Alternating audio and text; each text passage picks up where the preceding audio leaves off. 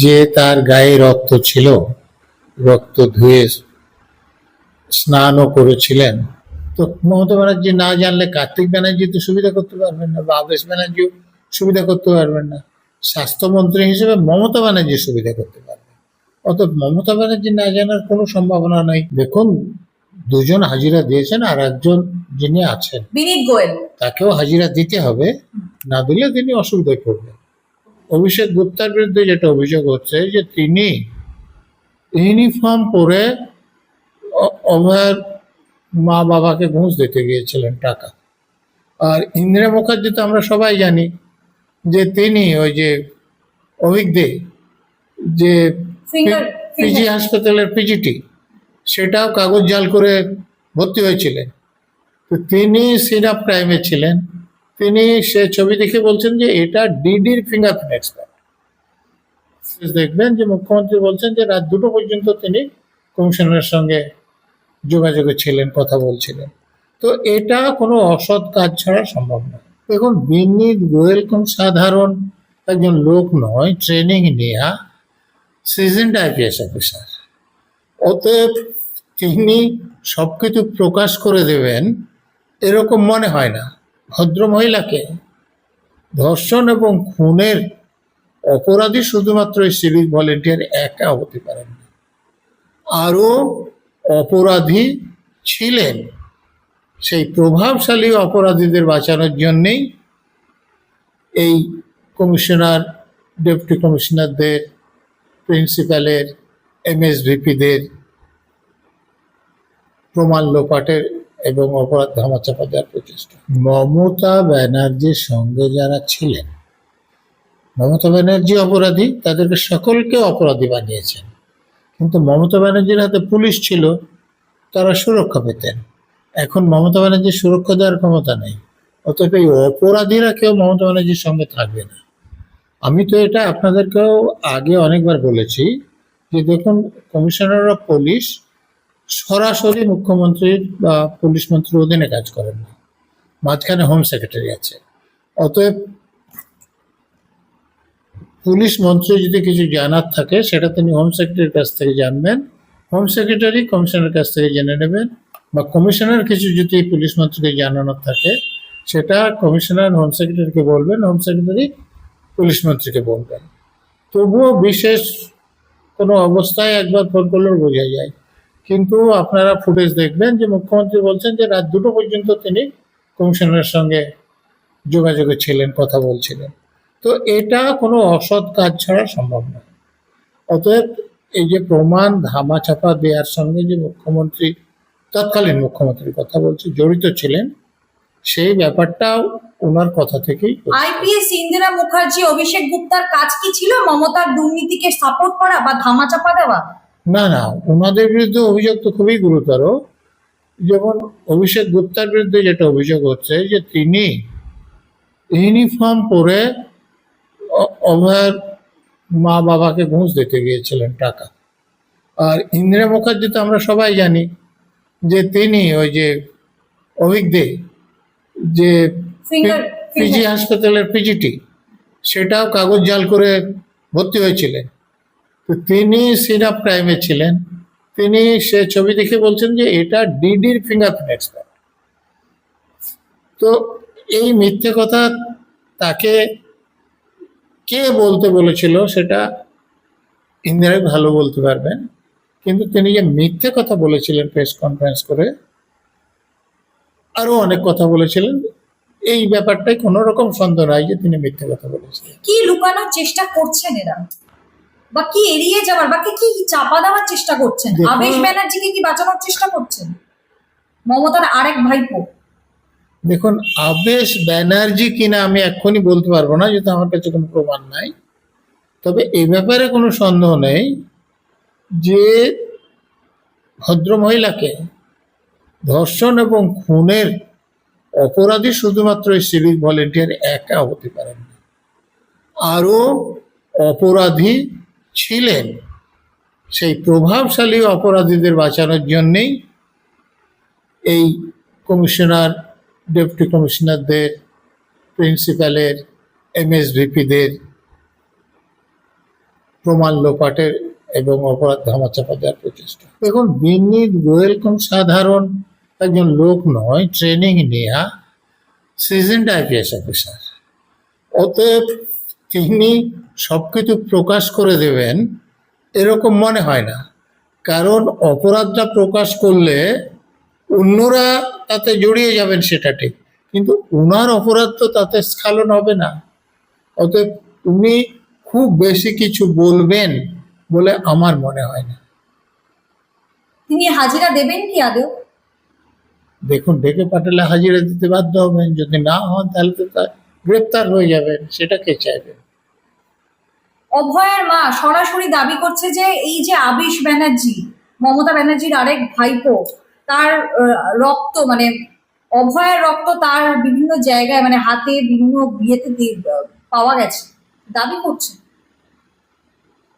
দেখুন, এই দাবিটা ওনার মা কখন জেনেছেন যে তার গায়ে রক্ত ছিল, এবং যেরকম এখন প্রচার করা হচ্ছে যে তিনি বাথরুমে ঢুকে রক্ত ধুয়ে স্নানও করেছিলেন, সেটা কখন জেনেছেন এটা খুব গুরুত্বপূর্ণ। যদি প্রথম থেকেই জেনে থাকেন তাহলে তিনি তদন্তকারী অফিসারদের সে কথা বলেছিলেন কিনা সেটা গুরুত্বপূর্ণ।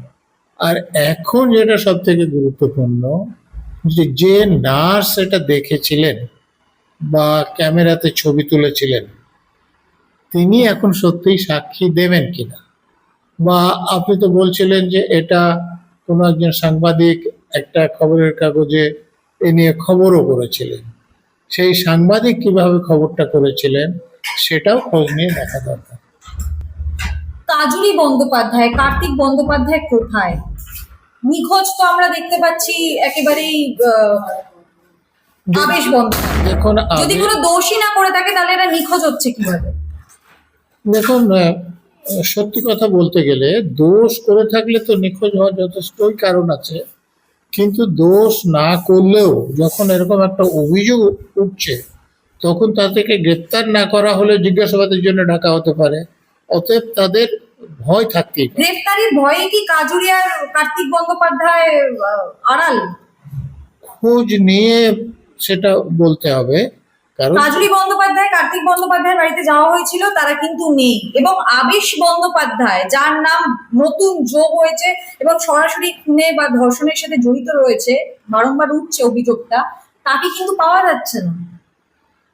কোথায় আবেশ বন্দ্যোপাধ্যায়? এমনও তো হতে পারে যে তারা সপরিবারে কোথাও তীর্থ করতে গিয়েছেন বা কোনো আত্মীয়ের বাড়িতে গিয়েছেন। অতএব সেগুলো খোঁজ নেওয়ার পরেই বলা যাবে যে তারা পালিয়ে আছে। কিছুদিন আগে সংবাদ মাধ্যমের মুখোমুখি দেখা গেছিল কাজুরি বন্দ্যোপাধ্যায়, কিন্তু এই ঘটনার পর থেকে তাদের না, আমি তো যেদিন মুখ্যমন্ত্রী কর্পোরেশনে গেলেন সেদিনও অন্যান্যদের সঙ্গে তো তিনি উপস্থিত আছে বলে বিভিন্ন টিভি চ্যানেলে দেখানো হচ্ছিল। অতএব খুব বেশি দিন হলো তিনি চলে গিয়েছেন বাড়ি থেকে এরকম নয়, হলে খুব সাম্প্রতিক গিয়েছে। স্যার, আবেশ বন্দ্যোপাধ্যায়ের আরজি করে যাতায়াতটা কোন প্রসঙ্গে ছিল, এই নিয়েও কিন্তু বারংবার প্রশ্ন উঠছে। বিভিন্ন সূত্র মারফত বিভিন্ন জায়গায় জানা যাচ্ছে যে সন্দীপ ঘোষ টাকা দিতেন কার্তিক বন্দ্যোপাধ্যায়কে। তাহলে কি প্রাক্তন মুখ্যমন্ত্রী মমতা বন্দ্যোপাধ্যায় কিছুই জানতেন না, নাকি নিজের পরিবারকে বাঁচানোর চেষ্টা করছে? মমতা ব্যানার্জি না জানতে পারলে তো কলেজের প্রিন্সিপাল বা এমএসভিপি ওরা ঘুষ দেবেন কেন? ওনা ঘুষ দেবেন যে ওনাদের সুবিধা হবে বলে। তো মমতা ব্যানার্জি না জানলে কার্তিক ব্যানার্জি তো সুবিধা করতে পারবেন না, বা আবেশ ব্যানার্জিও সুবিধা করতে পারবেন না। স্বাস্থ্যমন্ত্রী হিসেবে মমতা ব্যানার্জি সুবিধা করতে পারবেন। অতএব মমতা ব্যানার্জি না জানার কোনো সম্ভাবনা নেই যদি টাকা দিতেন। তিনজন সাসপেন্ড যে আইপিএস রয়েছে তাদেরকে যে জিজ্ঞাসাবাদ করা হচ্ছে, ইন্দিরা মুখার্জি, অভিষেক গুপ্তা, বিনীত গোয়েল এখনো যাননি। এই জিজ্ঞাসাবাদই কি মমতার পরিবারকে আরো ফাঁসিয়ে দেবে?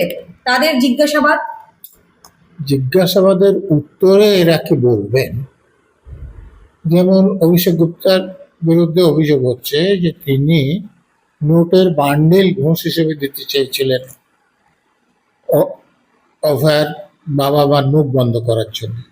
সেটা যদি তিনি স্বীকার করেন, তাহলে কে তাকে এটা দিতে বলেছিলেন, তাহলে একটা বড় ধরনের ডেভেলপমেন্ট হবে।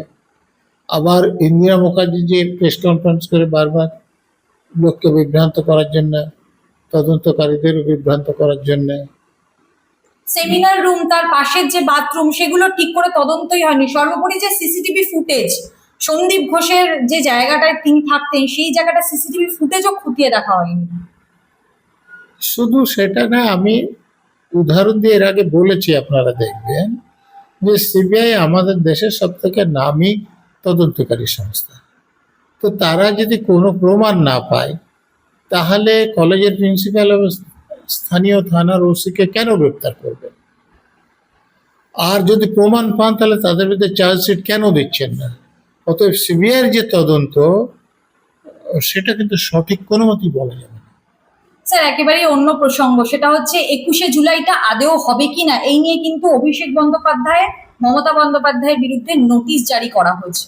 কি বলবেন? 21শে দলটার অস্তিত্ব সংকটে রয়েছে, সেই জায়গায় দাঁড়িয়ে 21শে জুলাই ধার করা 21শে জুলাই।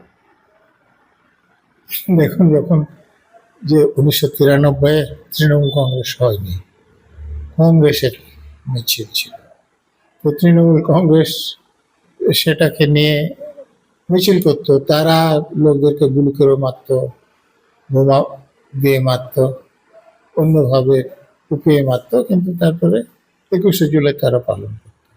কিন্তু 21শে জুলাই পালন করতে গিয়ে যে রাস্তা বন্ধ করে সাধারণ লোকের যে অসুবিধার সৃষ্টি করতো, তার বিরুদ্ধে হাইকোর্টে মামলা হয়েছিল এবং সেই মামলার পরিপ্রেক্ষিতে নোটিশ ইস্যু করা হয়েছে। তো তারা যদি যে উত্তর দেবে তাতে হাইকোর্ট সন্তুষ্ট না হন, তাহলে হাইকোর্ট নির্দেশ দিতে পারেন এবং সে নির্দেশের ফলে 21শে জুলাই করা বা না করা, করলে কিভাবে করতে হবে সেটা নির্দিষ্ট হয়ে যাবে। স্যার, একেবারেই শেষ প্রশ্ন, সেটা হচ্ছে যে জ্যোতিপ্রিয় মল্লিক বালু, সেই বালু আর মমতার সাথে থাকছে না। তিনি বলছে আমি কদিন বাঁচবো কি বাঁচবো না, একটা লেটার লিখে তিনি ইস্তফা দিলেন। কি বলবেন? থাকছেটা কে? মমতা ব্যানার্জির সঙ্গে যারা ছিলেন, মমতা ব্যানার্জি অপরাধী, তাদেরকে সকলকে অপরাধী বানিয়েছেন। কিন্তু মমতা ব্যানার্জির হাতে পুলিশ ছিল, তারা সুরক্ষা পেতেন। এখন মমতা ব্যানার্জির সুরক্ষা দেওয়ার ক্ষমতা নেই, অতএব এই অপরাধীরা কেউ মমতা ব্যানার্জির সঙ্গে থাকবে না। ওই নিষ্কৃতি পাওয়ার জন্যে মমতা ব্যানার্জির থেকে যতটা সম্ভব দূরে যাবে এবং সুরক্ষা পাওয়ার জন্য অন্যদের কাছে তারা হাত জোড় করবে। এখন ওই শারীরিক কারণ হঠাৎ করে শরীর খারাপ হয়েছে এরকম কোনো খবর নেই। এটা মমতা ব্যানার্জি থেকে দূরে যাওয়ার কৌশল। রাজীব কুমারের মতোই কি বিনীত গোয়েল? বিনীত গোয়েলের মধ্যেই কি এই প্রাণভোমরা লুকিয়ে রয়েছে? তাই কি বিনীত গোয়েল হাজিরা দিচ্ছেন না? দেখুন, বিনীত গোয়েল হাজিরা দিলেই কি কিছু বিস্ফোরক তথ্য ফাঁস হয়ে যেতে পারে? তাই কি তিনি? দেখুন, রাজীব কুমারের সঙ্গে বিনীত গোয়েলের একটা ব্যাপারে মিল আছে। রাজীব কুমারের বিরুদ্ধে অভিযোগ ছিল যে তিনি মমতা ব্যানার্জির বিরুদ্ধে যে প্রমাণগুলো ছিল চিটফান্ড তদন্তে, সেগুলো তিনি কেস ফাইল থেকে সরিয়ে রেখেছেন।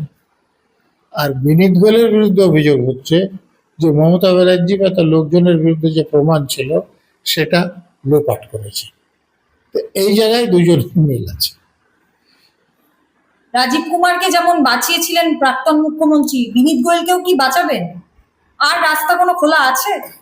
এখন তো তিনি আর মুখ্যমন্ত্রী নেই, পুলিশ মন্ত্রীও নেই, তো ওনার যতটুকু প্রভাব আছে সেটা দিয়ে তো বাঁচাবার চেষ্টা করবেন, কারণ তার কথা মতোই তারা প্রমাণ লোপাট করেছে। আপনার মতে মমতা বন্দ্যোপাধ্যায়কেও কি আইনের আওতায় এনে তাকে জিজ্ঞাসাবাদ করা উচিত? কারণ তিনি সরাসরি বিনীত গোয়েলের সাথে ফোনে কথা বলেছিলেন, অভিষেক গুপ্তাকে পাঠিয়েছিলেন ঘুষের টাকা দিতে অভয়ের মাকে। তিনিই পাঠিয়েছিলেন, এইটা প্রমাণ হতে হবে। কিন্তু তিনি কথা বলেছিলেন সেটা রাত 2টো পর্যন্ত, সেটা তিনিই বলেছেন। সে ব্যাপারে তো তাকে অবশ্যই জিজ্ঞাসাবাদ করা উচিত, কমিশনারকেও করা উচিত।